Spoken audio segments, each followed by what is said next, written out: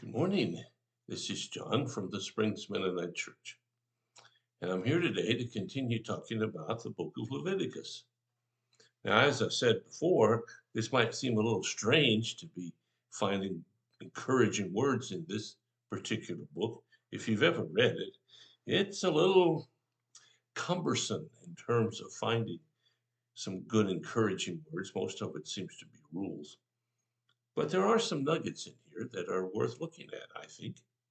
So today I want to look at the fourth chapter of Leviticus. Now, in the first few chapters, there are all kinds of instructions for different kinds of offerings that you make. Um, Chapter 3 deals with the peace offering. But today I want to look at 4, which is entitled Procedures for the Sin Offering. So let's just read some random verses in this chapter and see if we can pick up something that makes sense. Leviticus chapter 4, beginning with the first 3 verses. Then the Lord said to Moses, "Give the following instructions to the people of Israel. This is how you are to deal with those who sin unintentionally by doing anything that violates one of the Lord's commands." Okay, let's just stop there a second. The Bible separates out those who, at least in the Old Testament, who disobeyed God unintentionally, and then those who flaunted it and deliberately disobeyed God.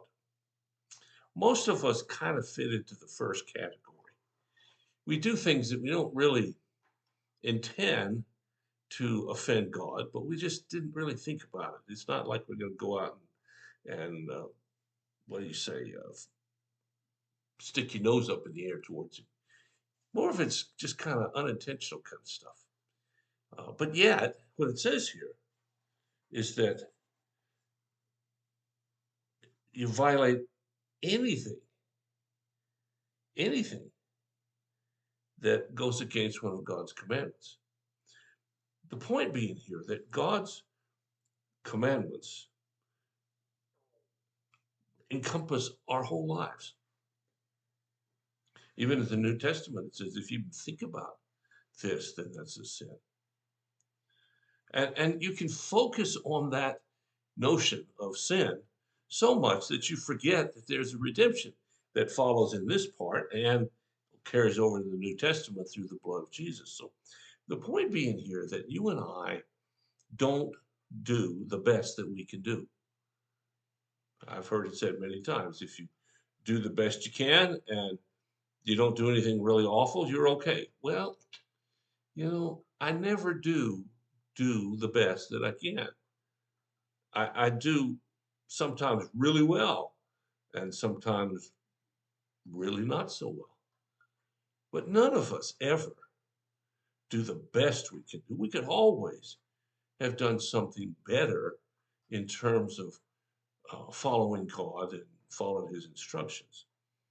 So the excuse that I didn't really mean it doesn't really count in God's arena. If you break His commandments, well, you broke a commandment. Something has to happen. Now, in the Old Testament, that I'm going to read just a minute, you had to make a sacrifice. Since Jesus has come, you have to make a confession. And sometimes people, even when they're caught red-handed, won't confess. That's another story, but let's look at this one. So it says that if the high priest sins, bringing guilt upon the entire community, he must give a sin offering for the sin that he's committed. So we start at the top. If the high priest, the most important person in the notion of God's leadership, says all the things of what he's supposed to do. And look at verse 13. If the entire Israelite community sins by violating one of the Lord's commandments, but the people don't realize it, they're still guilty.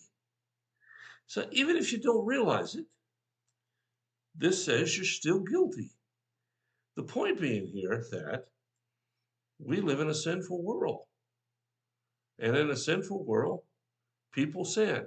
You, me, everybody else. And when we sin, we have to recognize that we violated God. So, where's the good news in this? Or the encouraging words, as I call it? Well, let's just keep looking here. Verse 22 says, if one of Israel's leaders sins by violating one of the commandments and doesn't realize it, he's still guilty. 27 says, if any of the common people sin by violating one of the Lord's commands, but they don't realize it, they're still guilty. Verse 32, if the people bring a sheep as their sin offering, it must be a female with no defects. What we see here is that God talks about every category of people who violate his kingdom. And he's trying to say here is that nobody is exempt. Nobody's so perfect that they get off scot-free. Nobody can say, well, I'm not like one of them, because we are.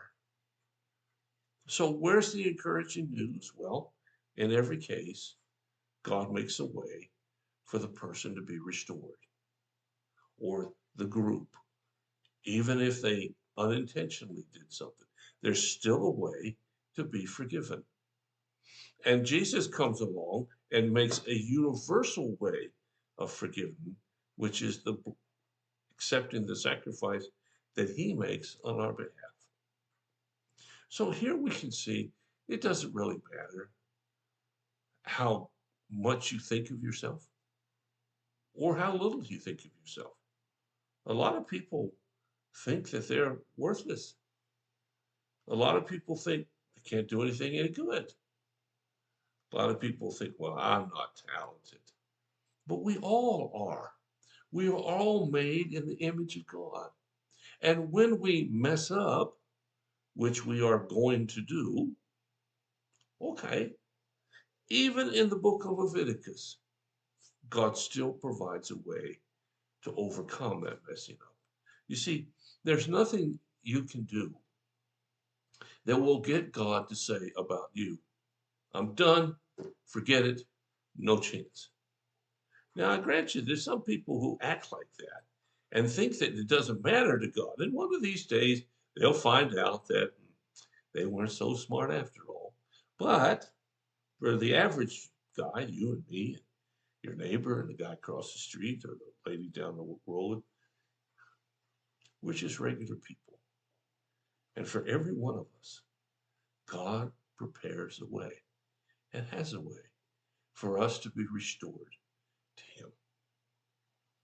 Will you think about that? Hope you have a fantastic day. I hope your day is just really, really wonderful. If you have a need or a concern, let us know. We'll do whatever we can as fast as we can to help meet your needs.